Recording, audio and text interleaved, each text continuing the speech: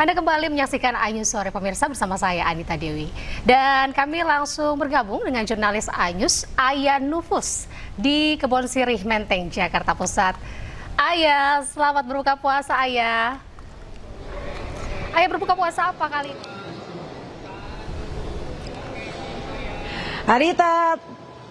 Anita, terima kasih. Nih saya mau membuat Anita dan juga pemirsa di rumah ngiler dengan menu yang ingin saya tunjukkan di layar kaca Anda. Karena saya sekarang sudah berada di restoran Wolomolo yang berada di Ainus Tower, Kebon Sirih, Jakarta. Karena di sini menawarkan berbagai macam takjil, mulai dari yang Anda lihat di layar kaca Anda. Ini adalah makanan khas Western atau yang kebarat-baratan ya, lasanya. Terus juga ada makaroni dan ada pizza seperti ini contohnya.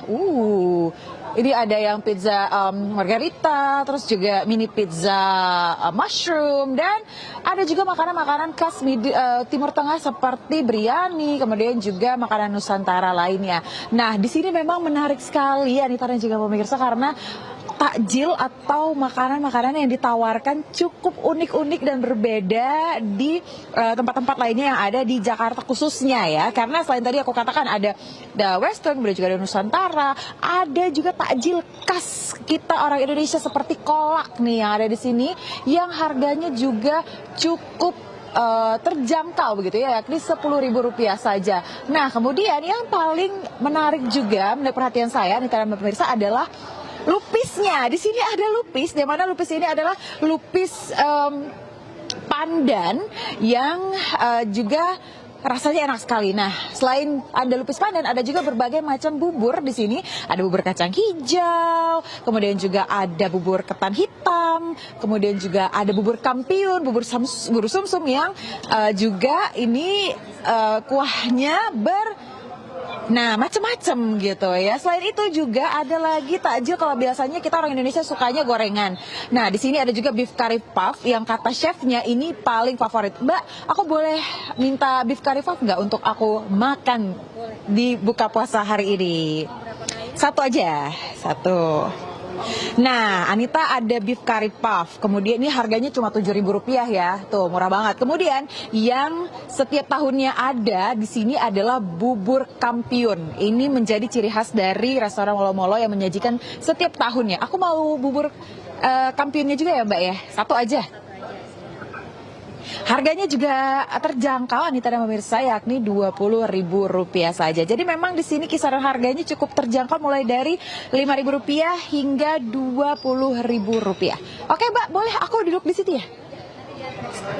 Ayo, kita sekarang cobain. Nah, tadi kan saya sudah bilang ya, Anita dan juga pemirsa, bahwa salah satu yang saya suka di sini adalah lupisnya. Nah, lupisnya ini adalah lupis pandan. Saya sebagai orang Medan ini suka sekali dengan lupis yang kuahnya kental, kemudian juga lupisnya berwarna hijau gitu ya. Jadi kita mau tuang dulu gula arennya di lupisnya seperti ini. Tuh, kental banget ya Rita ya.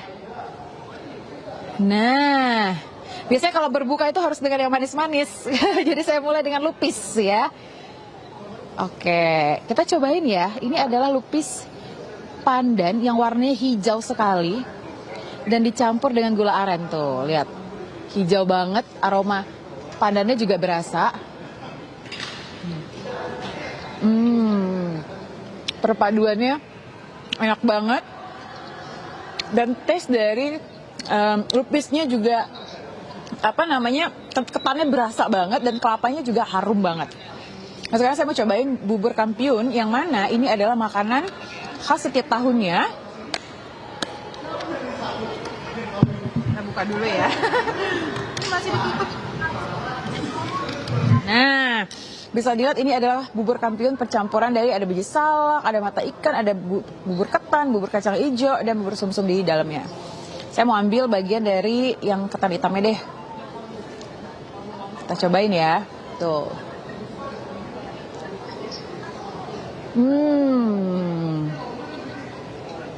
Ini susunya berasa banget. Dan soft sekali buburnya, jadi mudah untuk dicerna di dalam mulut ya. Nah, kalau udah cobain yang manis-manis, ketika berbuka sekarang kita mau cobain yang tadi saya katakan ada beef curry puff. Ini, nah seperti pastel, tapi isinya adalah daging kari di dalamnya. Aromanya aja dari sini udah berasa banget. Sekarang kita langsung cobain ya, Anita.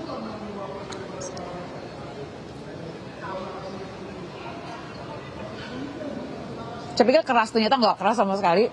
Soft banget. Dan bisa dilihat ada daging di dalamnya.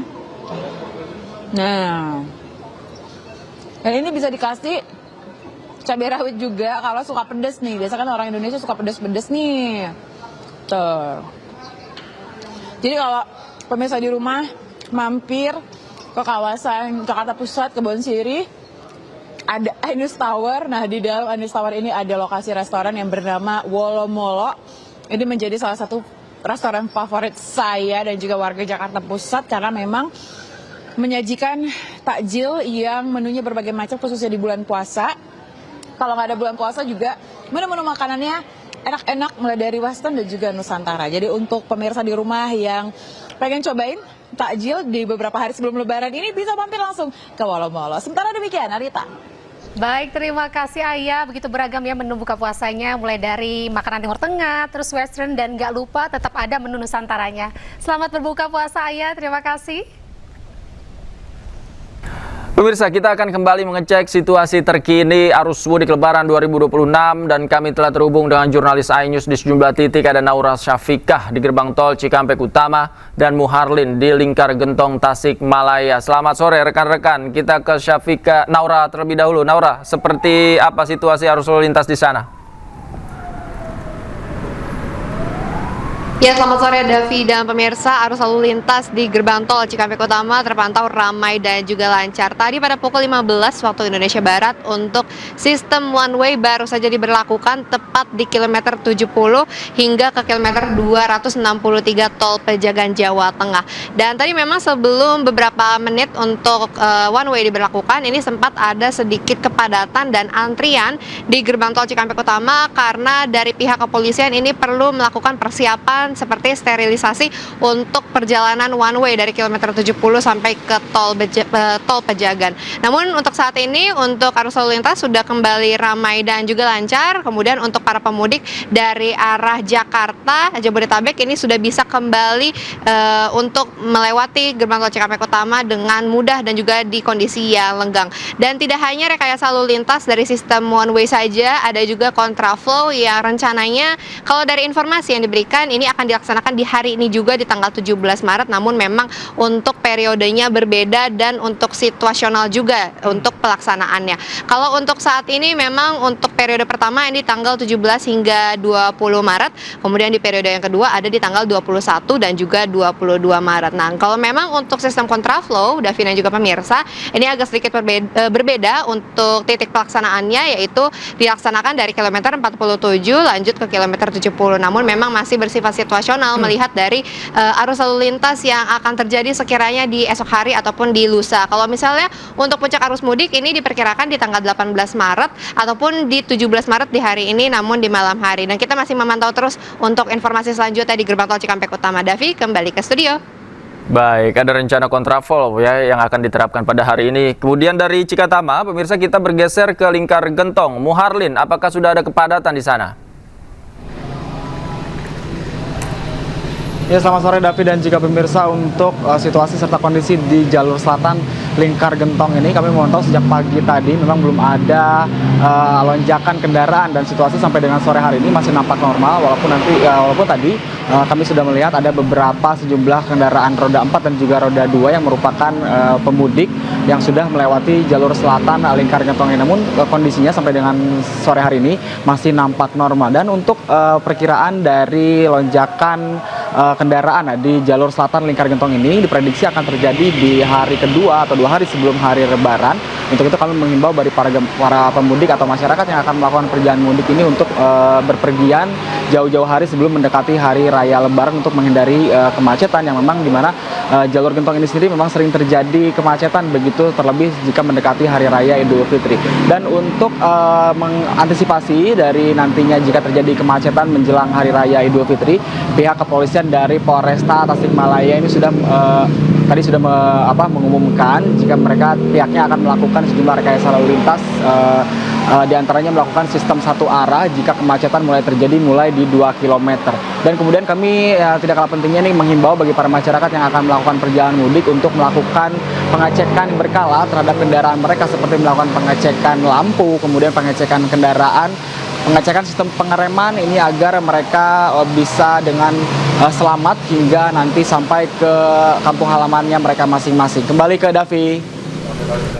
Baik, terima kasih Muharlin melaporkan langsung dari Lingkar Gentong, Tasikmalaya, Jawa Barat. Sebelumnya ada Naura Safika dari